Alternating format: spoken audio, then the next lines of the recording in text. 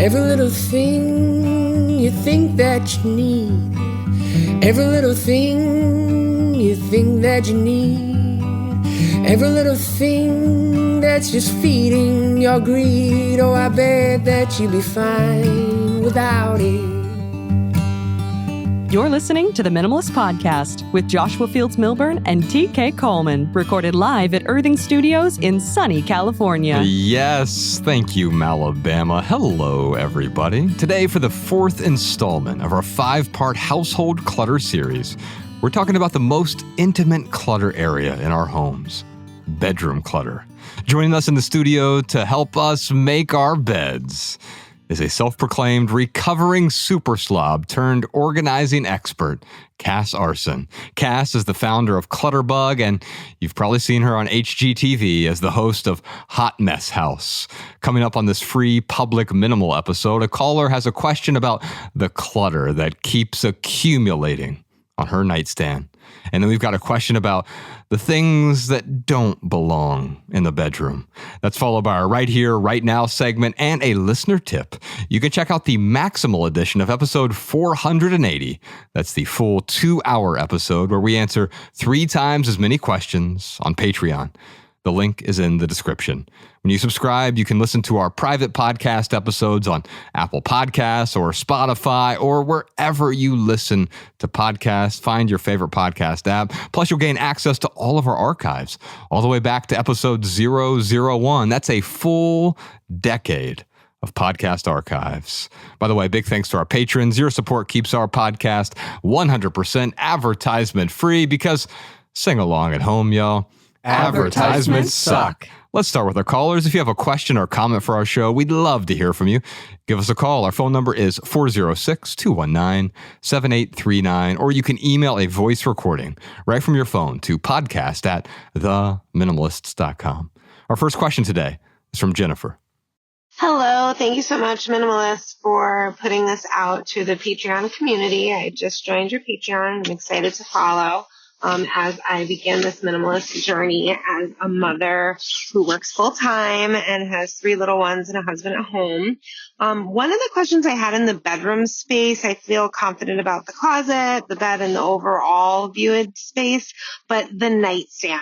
I am terrified to get into the nightstand. It's a place where I've just been throwing, personal cards, random items, anything kind of from the day gets jammed in the drawers and 2 of the shelves. And I'm just curious, how do you navigate that sort of space, and what should really get put in there that would be appropriate for the bedroom and create more of a stress-free, calmer aspect? Right now it's the spot that I know kind of catches all things, and I also feel like it's the spot I've been avoiding because I have trouble too with some of those more sentimental items. So things that you want to keep in your own private space, where should that really go, and how do you manage all that? Thank you again for putting this out to the community and for sharing your own lived experiences. Cas Aarssen, what a great place to start. I rarely get frustrated or annoyed by other people's clutter, but I am really impressed or at least fascinated by nightstand clutter. I don't get it at all. My nightstand literally has nothing on it. And that's not a judgment of anyone else, but I see other people's nightstands. I see it on a TV show, or I go to someone's house and I'm like, wow, this is really a magnet for all of these things to sort of accumulate. What's behind that? We love our beds. That's what's behind it. We spend time in there, not just sleeping, but we'll watch TV or we'll read or we'll relax. And that's a hot spot. You put things down when you're done with them. What I see over and over again are like those everyday items tend to add up quick, whether it's your coffee cup, your drink, your water bottle, the glasses, if you're old like me and you need reading glasses and somehow you have 7 now on your nightstand table, or medication that you're taking. And then what happens is it never leaves, right? We just shove it in the drawer and hide it. And before you know it, it's taken over. So we have to treat the bedside table like every other hotspot in our home, which is daily tidy ups. That's the secret. It really is. And then it doesn't become overwhelming. So if you are feeling this and you're like, it's a hot mess in my drawer, I like to start with something called trash bag therapy, which is like therapeutic. You just grab a trash bag and you're just hunting for garbage, old receipts, mail that's expired, all of that type of stuff. You're going to find it in your bedside table. And that's like the catalyst to go a step further. Yeah, I have this rule called the no piles rule because flat surfaces, especially like nightstands, but any flat surface, coffee tables, credenzas, sideboards, media consoles, the kitchen island or kitchen counters, they all become these repositories of, I'll just get to it later items. I'll just deal with that later. It's the sort of procrastination of the mind. It's much easier for me to complicate my future life and actually make my future life less simple. But if I just set this here now, and a pile starts with just one item and has to start with one item, and then it grows from there. So I think the nightstands are ripe for these piles because it's sort of the end of the day and I'm in bed and I don't want to get up and do anything with this thing. So I'll just set it here and I'll deal with it tomorrow. But then of course tomorrow arrives and I'll deal with it tomorrow. And then tomorrow arrives again and I'll deal with it tomorrow. And it's this perpetual cycle of procrastination. And once that happens, one piece of clutter becomes 10 pieces, becomes 100 pieces. And then we're shoving things in drawers. And in fact, my nightstands have 3 drawers on them. And I use them intentionally. In fact, I got nightstands where I could hide the things that I want to keep in there. I've got some CBD pills or maybe Benadryl during the sneezing season. And I have things in there intentionally, but I don't let it become the de facto trash bag or maybe the purgatory for the trash where it'll eventually end up. Yeah. I got to ask you, you said nothing is on your nightstand. Why do you have one? Oh, yeah, because of the things I like to keep inside the nightstand. Got it. That makes perfect sense. I do have a lamp on the nightstand, so I shouldn't say nothing. And so if I want to read at night, there's the opportunity to do that there. But very rarely do I read in bed even. In fact, I can't even tell you the last time that I read in bed. Another thing that we do at night, and we talked about this on the Invisible Clutter episode, is in our home, we turn off all electricity. Like the EMFs are just turned off altogether. So it just helps my wife sleep much, much better. So not having Wi-Fi on, but not even having the electricity in our house on, save for the refrigerator in the kitchen that is on a separate circuit, and our HVAC is on a separate circuit. But all electricity in our home is off as well. So on my nightstand, the lamp is battery powered and rechargeable so that if I do absolutely need to get up in the dark, I can't just switch on the light in our bedroom. At least I have a light source if I'm going to get up in the middle of the night and use the bathroom. Yeah, I use mine in a similar way. I keep my Kindle on my nightstand because I like to read fiction before going to bed. And it's got the, what do you call it? The backlight or something like that where you don't have the eye strain. And so whatever it is I want to read, I can find something on that Kindle. And I generally like to fall asleep while reading. I keep an eye mask because of the arrangement of windows in my bedroom. I don't get that perfect darkness. So I keep an eye mask there. And then I keep a coaster there so that I can set my water on the coaster, and that's in the drawer, and I pull it out and put it on top of the nightstand every night. I saw an Onion article title that says, "Man puts a glass of water on his nightstand in case he needs to make a big mess in the middle of the night." I am that man. So I do that. But one thing I'll say is I really like Cas's trash bag therapy. And if for any reason that feels too committed, like, oh, I don't know if I want to commit to putting it in the trash, maybe a softer version of that you can use would be to say, talk about it therapy. You take a little box and you do the same thing with the trash bag therapy, but you look at everything that's not a hell yes, but maybe you're not sure you want to go as far as saying if it's not a hell yes, it's a hell no. But all you got to do is say it's debatable. So you look at something, you go, it's not a hell yes, so it's debatable. Let's put it in the box. Not a hell yes, it's debatable. Let's put it in the box. And then you can take all the things that are in your box and you can look at it and say, all right, what's something that I can let go? Do I really got to have anything that's here? And if there's a hell yes in there, you put it in its proper place. And anything that you can let go comfortably, then you get rid of them. Another thing about the nightstand, it often represents the place where we put the things we're too tired to think about. At the end of the night, we have this in our hand and we just don't want to get up and go put it back in the kitchen. We don't want to get up and go put it back in the closet. And so we just dump it on the nightstand because we're too tired. That's actually okay. life would be really inconvenient if we had to put everything back into its proper place within 10 seconds of using it. Imagine what it'd be like to cook a meal if you pull out the salt and pepper and you put it on something and you immediately got to go put that back in the pantry before you can move on to your next thing. Life would get really messy.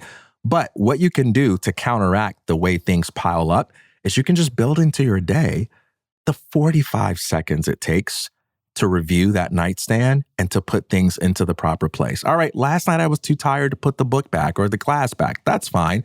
But every day, just walk over to that nightstand. Make it a habit. You got to make up your bed anyway. Right after you make up your bed, 45 seconds review what needs to go back to its proper place. And then you don't have to pile up. Cass, do you have anything to add to that? Yeah, I gotta be real with you guys. You guys have your life together in a way that I do not, okay? Guess what's in my nightstand? Candy wrappers, and I eat mashed potatoes and gravy in my bed. Like you guys up here with your coaster and your lamp. Okay, cool. I don't have a coaster. I'm not a maximalist. Yeah. So I'm a hot mess. So my nightstand becomes a hot mess, man. I gotta make it a priority. And one mantra I'm just gonna say that I practice and I try to drill into my kids is like never leave a room empty-handed. So that way in the morning when I'm going downstairs, I'm like, oh, it's all those Skittles I ate last night. I better grab the wrapper and take it down to the trash. That's another thing I do. I if it were up to me, we would have one trash can in the house and that's it. My family would, I think, have some sort of mutiny if we just had one trash can though. But we have very few, and I don't throw things away in the bathroom trash can. For what I have to take it out to the kitchen, put it in the kitchen trash can when I am throwing something away. That's probably, there's some OCD we could unpack there. Do you ever use the bathroom trash can? I don't, but my family does. And oh, wow. Yeah, I don't like having trash in multiple places throughout the home, but especially not having trash on the nightstand itself. So a few rules come to mind from what TK was talking about. The first one is setting the stage rule. You take 5 minutes at night. At first, it's usually 10 to 15 minutes for folks. So set a 10-minute timer and do what you can within those 10 minutes to reset the stage for the next morning. So you're not waking up to a cluttered home the next day. You're not waking up to chaos. You're setting the stage for a calm morning. The other rules that come to mind, spontaneous combustion rule and the wouldn't repurchase rule. I often conflate these myself whenever I'm talking about them on the podcast. The wouldn't repurchase rule is you could look at any item on your nightstand and say, okay, why is that here? Okay, would I repurchase that if I lost it right now? And if the answer is yes, then of course keep it. Now, maybe there's a better home for it at that point. But if the answer is no, of course I wouldn't repurchase this. Well, then why are we still holding on to it? And the spontaneous combustion rule, I was just at the gym yesterday swimming some laps, and the kind woman at the counter there, she's been asking me about decluttering because she saw us on Netflix, and she was asking about, like, she had just moved and she's trying to get rid of some old stuff, some sentimental items, which is what Jennifer brought up. Sentimental items on the nightstand? Wait a minute. How are we keeping sentimental items on the nightstand? Anyway, this kind woman at the front desk of the gym, she asked me, she goes, okay, so I've got this painting from my sister, and it's of one of my cats from years ago. And it's before my sister was a very good artist, and she's a really talented artist now, but she wasn't back then. But I've got this painting, and I don't know what to do with it. And I said, well, spontaneous combustion rule. She said, what's that? I said, well, if it were to spontaneously combust, would you feel a sense of panic or would you feel a sense of relief? And she looks at me, full body sigh. I think I'd feel relief. I said, I think you've got your answer. It's time to burn it in the backyard. That's what I'm hearing. I was thinking you should have a dating show. Cass, talk to me a bit about sentimental items and how they get misplaced in the bedroom even. Yeah, I think sentimental items get misplaced everywhere because people don't have this like critical tool that is so life-changing, and it's literally just a memory box or a memory bin. And I like having one for each family member and just putting their name on it. And it does this amazing thing in that it gives a special protected, safe home to your stuff so that you realize, like, it gives you peace of mind because you realize it's protected. When you don't have that and you have sentimental items mixed in with unimportant items, suddenly everything feels important. You are reluctant to go and declutter anything because there could be good stuff in there. There could be good things. There could be really special things. And once you've committed and you're intentional and you create this little kind of like a time capsule for memories, it subconsciously gives you that peace of mind. And you realize like, oh, this isn't as special because I know my most precious things are safe and protected. I feel like if you are starting to get organized or declutter, this is the first tool you need to create, which is a memory bin for every family member. And the reason I wanted to do a whole episode on bedroom clutter as part of this series is we talked with Joshua Becker on the first episode. He recommends starting in the living room and or the bedroom because these are the places that you can make the most difference in the shortest amount of time. If you really want to cut down the clutter in your attic, you can spend days in your attic if you've got a lot of stuff up there, and it will make a difference, but not a very big difference because this is a lot of clutter you don't see every day. And yes, it's important to deal with that at some point. It's just not a place I would start because you haven't built up that letting go muscle. I love this idea of the sentimental items you're talking about. I love what TK says. On top of it is there are no sentimental items, only sentimental people. And what is true about that is if you were to hand me one of your memory boxes, I would have no memories attached with those things because the memories aren't in the things in that box. They're in you, and they're great to trigger those memories. But if we're holding on to everything, then it can't all possibly be precious. If everything is precious, then nothing is precious. It's so true. And that's why it's good to make one small box and let the container be the bad guy. Like that's all you can keep that's special. And don't put it in your attic or your basement. This is something that should be in your living space. So it's not only easy to put something quickly away, like, oh, I got this great photo or this beautiful letter. You want to be able to put it away, not put it on the counter to put it away later immediately. But also you should go through this and you should reminisce with your memories. So your memory bin, as I call it, should be somewhere really easily accessible and just part of your home. Yeah, it's not in a storage locker on the edge of town. Isn't it interesting that in the horror movies, where is the monster? It's always in the closet, under the bed, in the attic, in the basement, in the places where we store stuff that we don't want to have to look at. So maybe there's a message there. The monsters are haunting us, and all they're really doing is asking us to take a look at them so we can let this stuff go. And if we don't have the right rules in place, if we don't have the right boundaries in place, those monsters begin to multiply and they start to come out from under the bed and they end up on the nightstand or they end up on the dresser. And we're going to talk more about some bedroom clutter here in a moment. But Jennifer, we talked about several different rules for simplifying your life. The Minimalists have a free rule book. You can download it on our website. Just go to theminimalists.com, click resources at the top. On our resources page, we have a bunch of free resources you can download. One of those is the Minimalist Rule Book. It's called 16 Rules for Living with Less. And we talk about some boundaries you can set up in your home, in your bedroom, or anywhere else in your life that will help you simplify. Theminimalists.com. Click on resources. You can also check out the audiobook version of that rule book as well. Before we get back to our callers, Malabama, what time is it? You know what time it is. It's time for the lightning round where we answer the Patreon community chat's question of the week. Yes, indeed. Now, Cas, during the lightning round, we attempt to answer questions with a short, shareable, minimal maxim. Our listeners can find this episode's maxims in the show notes at theminimalists.com/podcast and every minimal maxim ever at minimalmaxims.com. We'll also deliver our weekly show notes directly to your inbox, including 7 new maxims every Monday for free if you sign up for our email newsletter over at theminimalists.email. We'll never send you spam or junk or Super Bowl advertisements. But we will start your week off with a dose of simplicity. What is the question of the week this week? What's your personal definition of bedroom clutter? And what's one thing that doesn't belong in the bedroom? Yes, your personal definition of bedroom clutter. And what's one thing that doesn't belong in the bedroom? Cas, I really want to hear your answer. But first, let's check in with our simpletons here. What do some of our listeners have to say? Nancy said, bedroom clutter to me is an unmade bed.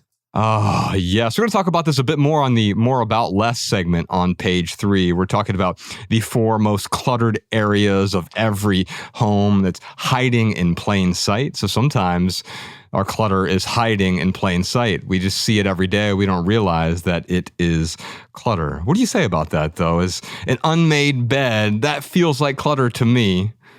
Yep, I'm not so great at making my bed first thing in the morning, but I heard that you're supposed to let it air, so that's my excuse. I heard this, but I do make the bed before bed, and I know this sounds really weird, but I love crawling into a made bed at night, and I feel like it just sets the tone right for your sleep. So I don't always do it first thing in the morning. We're rushing out the door, but it gets done, and that's all that matters. Yeah, and you know what? It's what matters to you, right? And so for me, the first thing I want done in the morning is I want to make the bed. I want to calm the space because that to me is where it feels like the most chaos because I don't have chaos anywhere else in my bedroom. In fact, it's relatively stark and intentionally so. It's more stark than the rest of our house because I don't want a whole bunch of extra activities there. What else you got, Bama? Deirdre said, I consider bedroom clutter to be anything that takes away from my sense of peace at the end of the day. And it doesn't necessarily need to be physical. Oh, yeah. So it can be arguing in the bedroom. That's a type of bedroom clutter.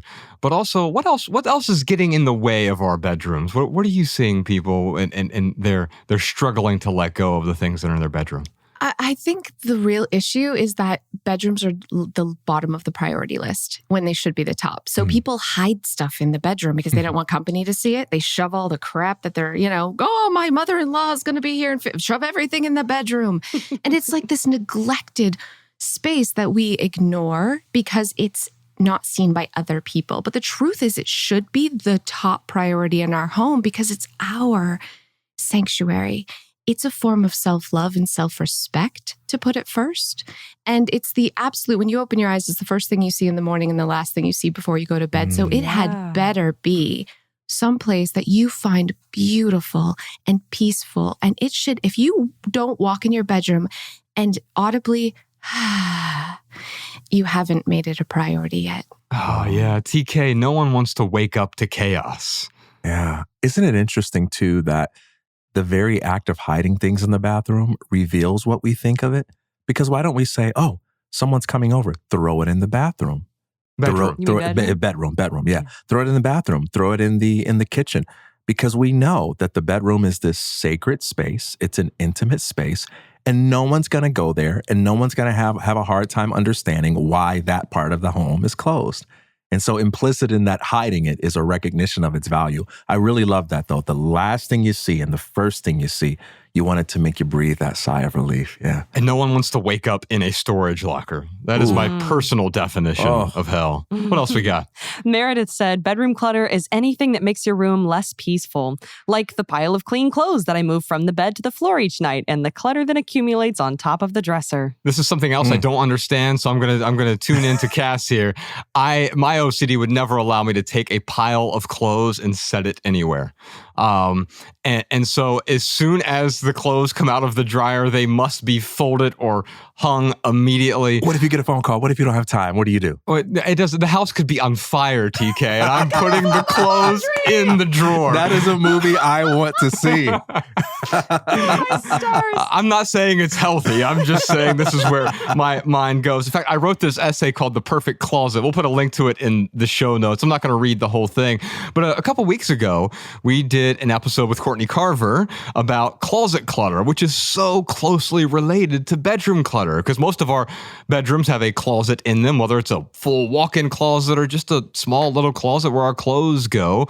But quite often the clothes don't go in the closet. They go on the bed or on the floor or in a pile somewhere, or they're in this a hamper or in a laundry basket that is now on the floor or on the bed or on the nightstand. And we have clothes that are accumulating in the bedroom. This is a little quick excerpt from The Perfect Closet.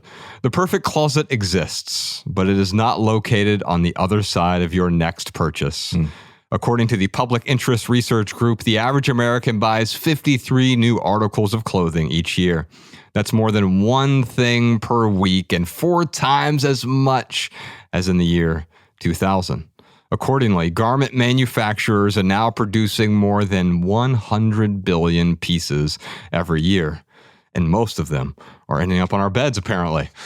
You know, what's crazy about this is I want to blame the fast fashion companies and the corporations because there's a particular kind of corporate greed to get us to buy more and more and more. But we need to be honest with ourselves that these companies are ceaselessly churning out new attire only because we shoppers keep demanding more. So part of the problem, Cas, it seems to me, is the reason we have piles of clothes, either we put off doing laundry for a long time, or we just keep buying more and more and more, and it accumulates in our closets and our bedrooms and our beds. Yeah, and there's a third thing too, and that is that everyone doesn't organize the same way. So the truth is you have this pile of laundry and you're like, oh, I should fold it and put it in the drawers. Guess what? Drawers don't work for almost half the population. There's like this block because as soon as you put it in the drawer, you can't see it. You forget that you own it. Yeah. And it's like, it's a friction point. It's more work. So here's what I would say. If you have tons of clothes all over your bed, or you're never actually putting that basket of clean clothes away, why not adapt to a system that kind of catches that clutter and gives it a home? You guys are going to hate this, but hold on to your hats. I do not fold. Period. Oh, I don't hate this. And that's okay. Yeah. So I have big baskets, one for pajamas. I just toss it in. It's away. Hey, man, it's away. And that's all that matters. Yeah. I don't fold underwear. Stop it. I got better things to do. No one's going to see it. Doesn't matter if it's wrinkled and it's fine. And here's the other thing. If you are a person who lives out of clean clothes baskets, why not in your closet get shelving to just put that clean basket on a shelf, and that's where your clothes go. And that's how changing my life right now. Do you know what I'm saying? Why do we got to fit into these boxes of perfectly lined up folded clothes and dressers and closets? No, man. Adapt your home to the way you naturally touch and put your things away. That's the true definition of organization. You're right. I hate it for me. But I love it for you. And Kristen Ziegler, who's going to be here next week, she's rolling around in her grave right now. I think you just killed her. She's not dead. Well, she might be after hearing this. Kristen Ziegler, we're doing cabinet clutter with her next week. And I was just at her house out in Richmond, Virginia. We were filming something for our next documentary. And she puts me to shame. I feel like a real clutter bug. And when I go home, I'm like taking video of her closet. I'm like sending it to my wife, like, "Hey Bex, this just feels so loving and caring and kind." And man, look how calm Kristen's space is. But I love it for me, and I love it for Kristen as well, as long as it's not overwhelming to her. But I also love this idea of, you know what? If you want to have bins instead of folding things, you can still make it so the clutter gets out of the way. It's not on your bed. It's still in its appropriate home. Yeah, my house is spotless. I know, shocking. It's super clean and tidy and organized, but it's not meticulous. And it doesn't have to be. It has to be a calming, beautiful space where you know where everything is, you can find it quickly, and you can put it away quickly. And that's all that matters. So if you are not a person who's folding and putting your underwear in a drawer, that's okay. Get a basket, shoot it like a basketball, and move on with your life. Are people still wearing underwear these days? It's 2025. Yes. Hey, let me tell you why I love this really quickly. People often assume that minimalism is uniform. They see the minimalism aesthetic and they say, oh, black, white, it looks this way. And then they go from uniform to uncreative. And what I love about what Cas is saying is that there's room for personalized, customized, creative expression in minimalism. You can organize in the way that best suits you. I just love that. Alabama, let's do one more. This was one of my favorites. This one comes from Jeffrey. He said, I know a lot of people are anti-television in the bedroom. However, I find that watching documentaries while I'm going to sleep helps distract my brain. It seems counterintuitive, right? I find that trying to just lay there in silence lets all of the little brain gremlins loose and my mind races through any number of things. Definitely not relaxing by any stretch of the imagination. Yeah, that's definitely not relaxing to be dealing with the brain gremlins at night. I totally get it, right? For me, having a screen in the bedroom, whether it is an iPad or a phone or especially a television, does not work for me. It is a distraction for me. But my personal belief around this is a bedroom, or a bed specifically, is meant for two things, neither of which involve a glowing screen. And I don't want a television in my bedroom simply because I'll watch it. That is my biggest problem. It's easy for me to get distracted. The same reason I don't keep a phone in my bedroom at night. In fact, I don't let my phone follow me throughout the house. We have the entryway rule. As soon as I get home, I plug that phone in, and it's like a corded home phone from back in the 1900s. And I can go to it and I can still make a phone call or send a text message. But those distractions are not following me into the bedroom. Do you have a philosophy around screens in the bedroom, Cas? Oh, man, I am in the wrong place here. I am watching zombies getting eaten right till the time I close my eyes. I love the TV in the bedroom. I fought my husband over this. He is definitely more like you than me. But I was wondering why he had a black eye today. Sorry, Joe. It's like, I'm like, sci-fi, rawr. And then it's like, well, good night. It's ridiculous. I realize it's ridiculous. I definitely have to work on this. But one thing for me, it's like, I need boundaries and rules. I want to let my freak flag fly and do all the things I love, but I still have to be a grown-up and go to bed at a decent time. So the great thing is, like, phones nowadays, you can put screen time on. So it shuts off every night at the same time. You brick that thing. And so you can't use it even though it's there. And that's a really great way of, if you don't have the self-discipline, to put your phone in your entranceway, which, wow, that you're amazing. I am less amazing. Why not set rules for yourself and then lock that stuff down at a certain time? Technology gives us the ability to do that. So we don't really have to change habits, but we can still have the same outcome. These boundaries really help me because I'm so unamazing. And that's the thing. I don't have the discipline to not check my phone if it's with me. If it's in my pocket, it becomes that distraction. And I learned this especially because a few weeks ago when I was flying back from seeing Kristen Ziegler, I lost my phone at the Enterprise rent-a-car in the shuttle. And I felt so naked without it. And I realized that twitch. I'm waiting in the TSA line and everyone is on their phone. I'm not judging them. I just saw myself in them because that's what I wanted to be doing right now. Is I don't even have any interesting apps on my phone either. So like, what was I going to do? I was just going to scroll through my text messages maybe, or I was going to check the weather app again. I'm not really sure, but I needed some sort of pacification. And that is the problem, is we have become terrified of boredom. We've become consumers of entertainment to our own detriment. And that's the reason that I don't want a TV in the bedroom. Not that I think entertainment is bad or immoral or evil in some way. I know that if I don't put a boundary there, before I know it, it'll be 2 a.m. and I'm just drooling on myself because there's another episode of Mad Men or The Shield or The Sopranos or something. What about you, TK? Yeah, it can be hard to know in the heat of the moment if what you're doing is healthy or unhealthy, because sometimes healthy things feel bad in the moment and unhealthy things feel really good in the moment. But a good heuristic is to say, how do you feel when you're done? How do you feel a day later? Do you look back on that night and say, I watched a documentary as I fell asleep, and I'm so glad I did that. I feel so good today, and I feel good about what I learned and how I was able to relax. Then keep it moving and keep doing what you're doing.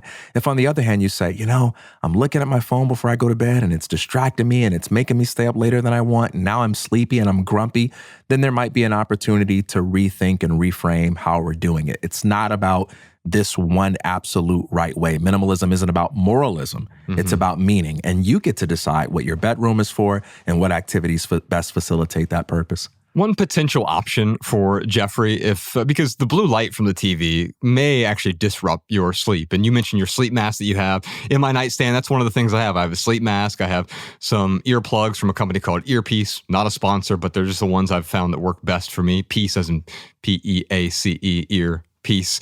And like you're rapping. But we're saving that for the private podcast.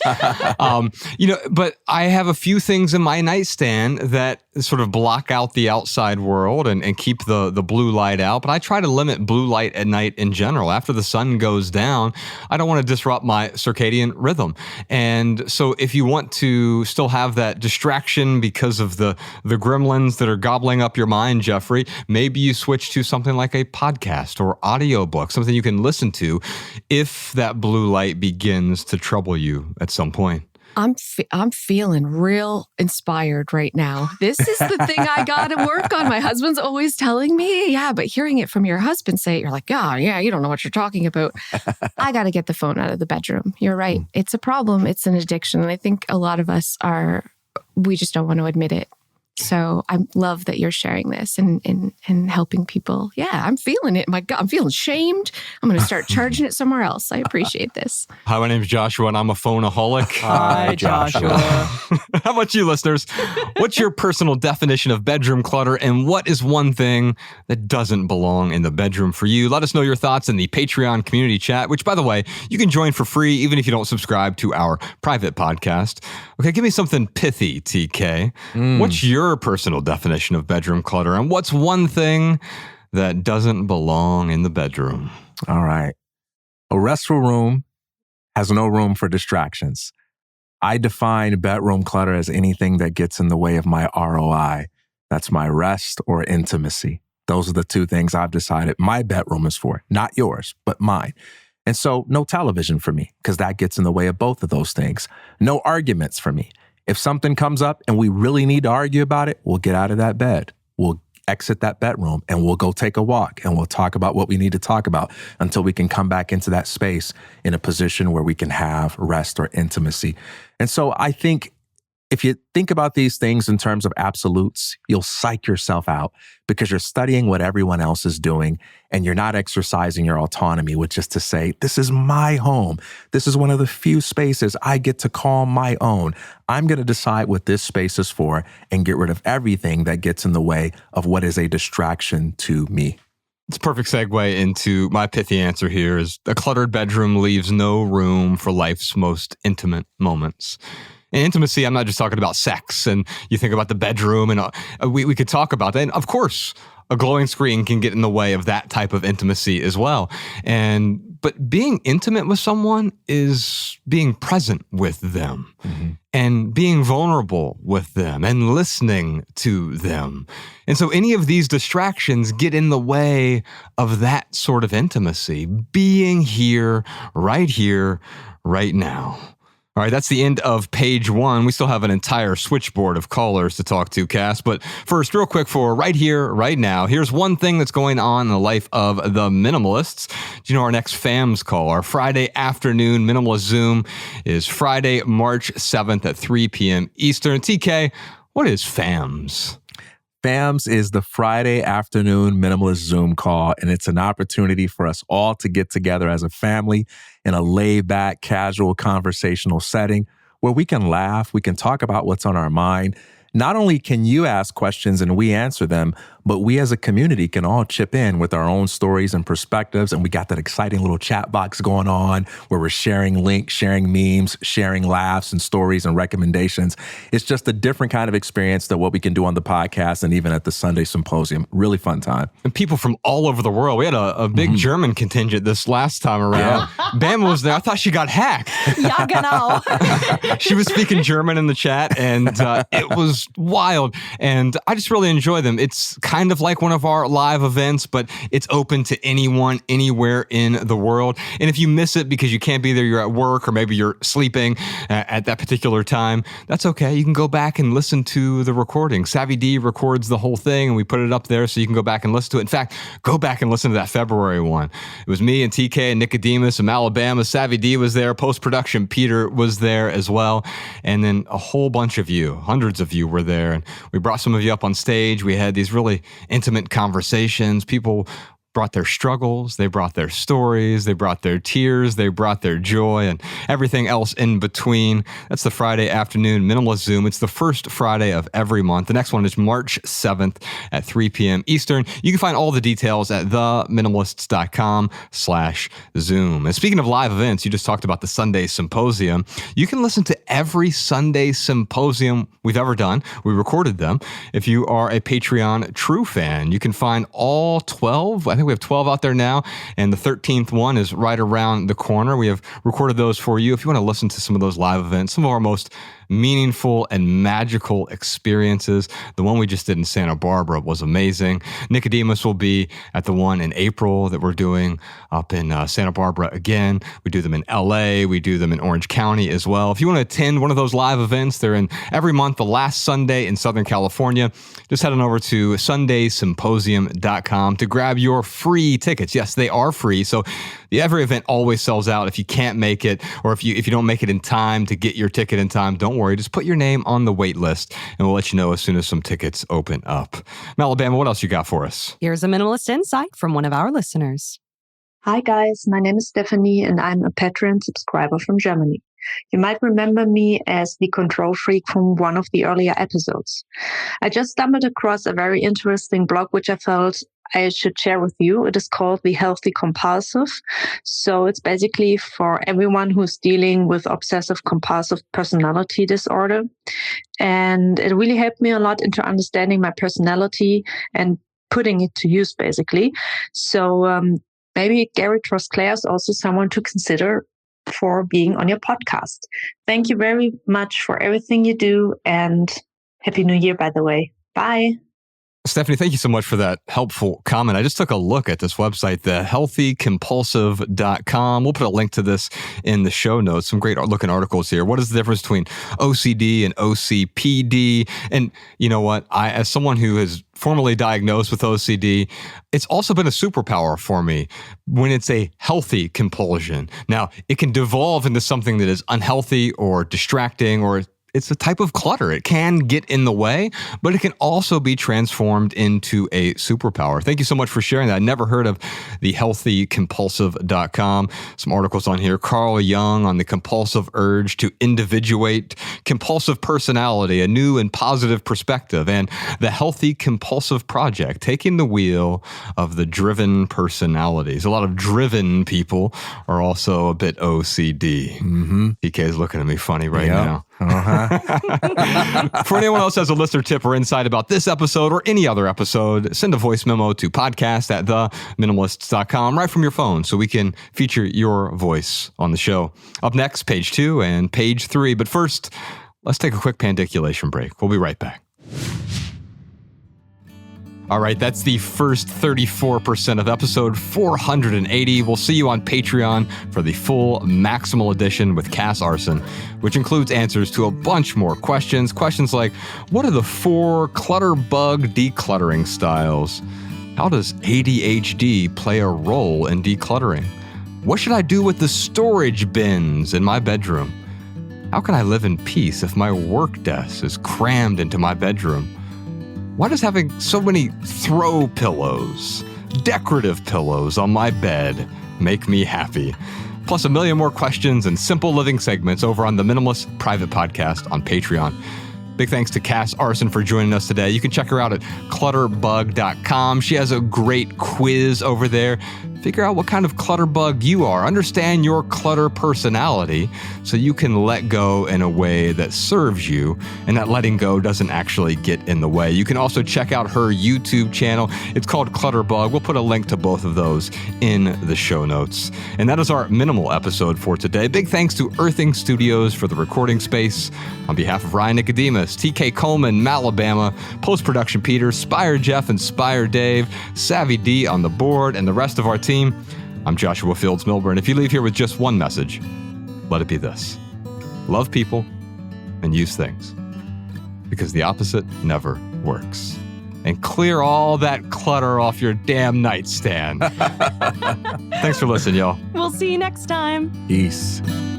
Every little thing you think that you need, every little thing you think that you need, every little thing that's just feeding your greed. Oh, I bet that you'd be fine without it.